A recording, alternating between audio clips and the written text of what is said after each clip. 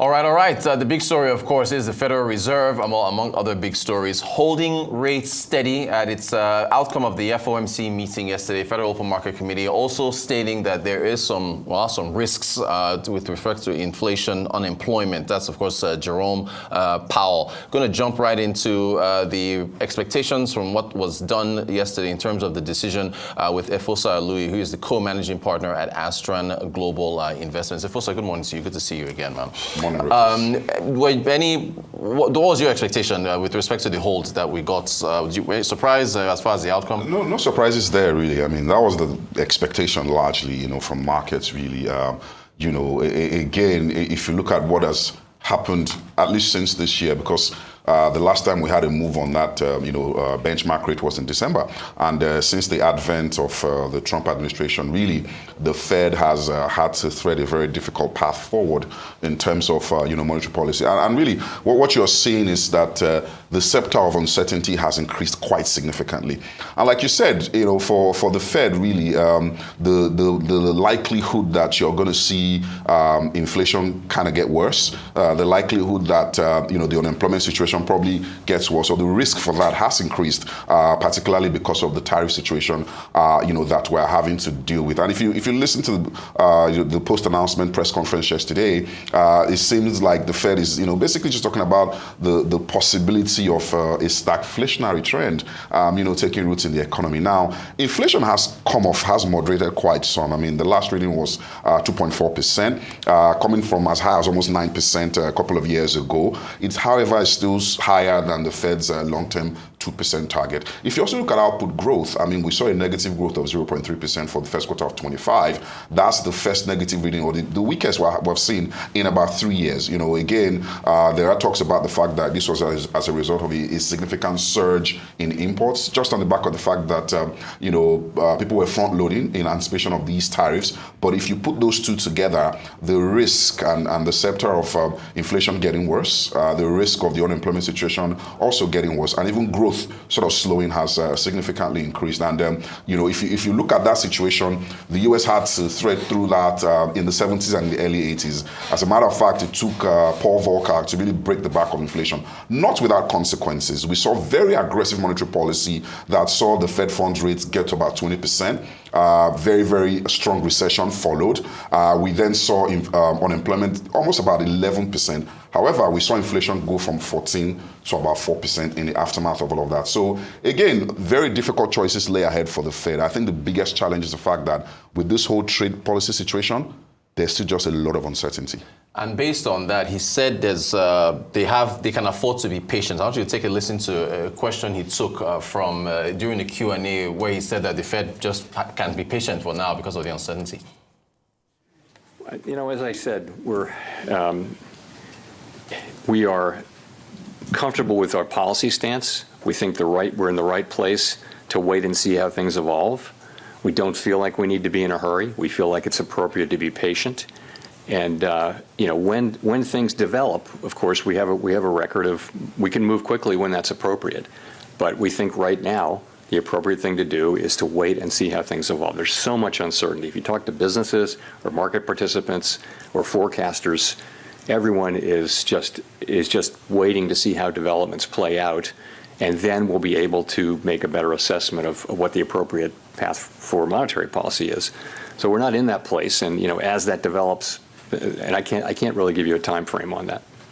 What do you make of that? And also, just to throw another question in there, the pressure coming from Trump to lower rates. I totally agree with him. I mean, like I said earlier, the scepter of uncertainty has increased quite significantly. And I mean, everybody knew that we're going to have tariffs coming in, right? Donald Trump coming in.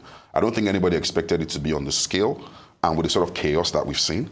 You hear one announcement today, tomorrow is walked back. So it just throws a wrench into the path forward for the Fed in terms of monetary policy.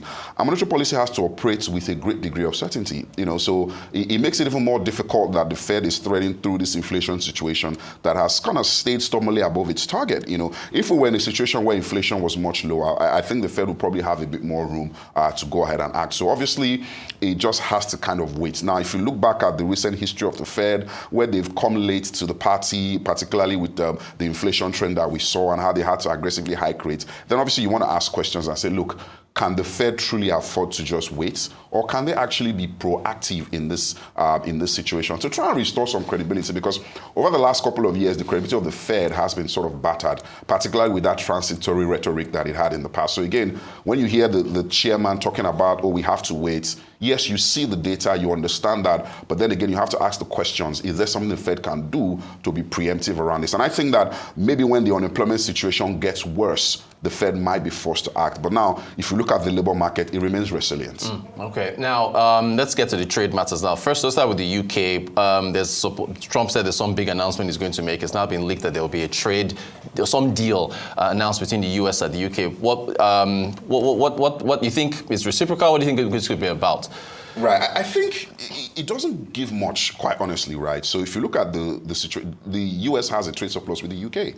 Last year, a trade surplus of 11.9 billion.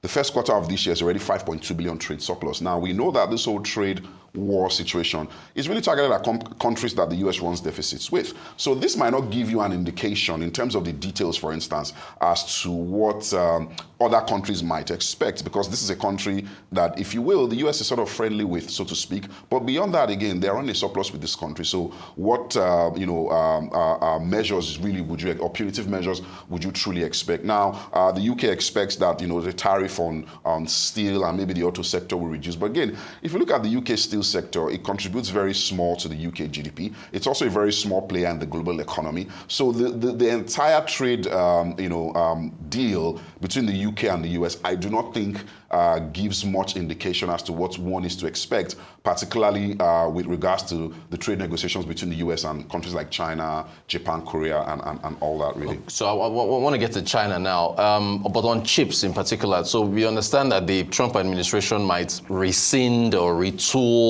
the chip export curbs. Does that give an advantage to China with respect to those talks that are coming up this Saturday? Really tough to see, right? I mean, the whole chips arrangement under the Biden administration was really originally just aimed at sort of curbing China's access to these high-end chips. I mean, what they did then was to tier the entire world into 3 tiers. You had the tier 1 countries, I think about 17 countries there, Taiwan. These are countries that are allies with the US, so there were no restrictions in terms of chips and export of chips to these countries. And then you had the tier 2 countries, about 120. There were some caps as to stuff that they could get in terms of chip exports. And then you had the tier 3 countries, countries of concern, really. You've got China, North Korea, Russia, complete ban on those countries. Now, what the Trump administration is saying is that this arrangement is too complex and could possibly stymie innovation in the US. So what they want to do is to sort of come up with another plan that creates a sort of like a global licensing regime where government to government can have, agreements. The thing, though, is that Biden's plan, which was released, I think, a few weeks before his administration lapsed in January, will come into effect on the 15th of May. So whatever the Trump administration is going to do to rescind or change, it kind of has to do that, quickly. Again, I think those are going to be certainly negotiation points between the US and China, the talks that are slated to start over the weekend in Geneva. Speaking of which, I want you to take an excerpt from the Commerce Ministry in China ahead of these talks, where they said if the US wants to talk, that it should show its sincerity and be prepared to correct its wrong practices and cancel the unilateral tariffs. But then there was some breaking news that Trump said he won't take them off the table. So what would you expect from these talks with all this stuff ahead of it? So at the very best, this is an ice-breaking talk. I really don't expect that any major moves will be made at this talk. Remember that, we had a phase 1 trade agreement between the US and China that was signed in January of 2020, just before Trump left office.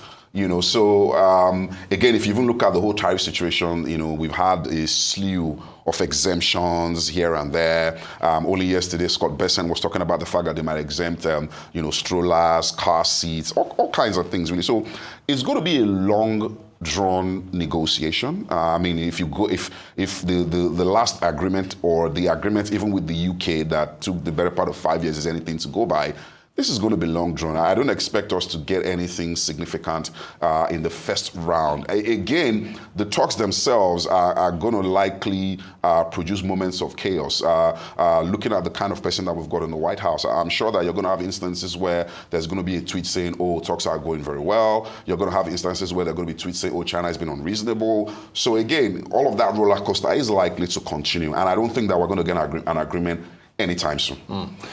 Efosa Aluyi, co-managing partner, Aztran Global Investments. Always a pleasure having you on to talk these matters. Thank you so much for your time. Really appreciate it. Thanks for having me.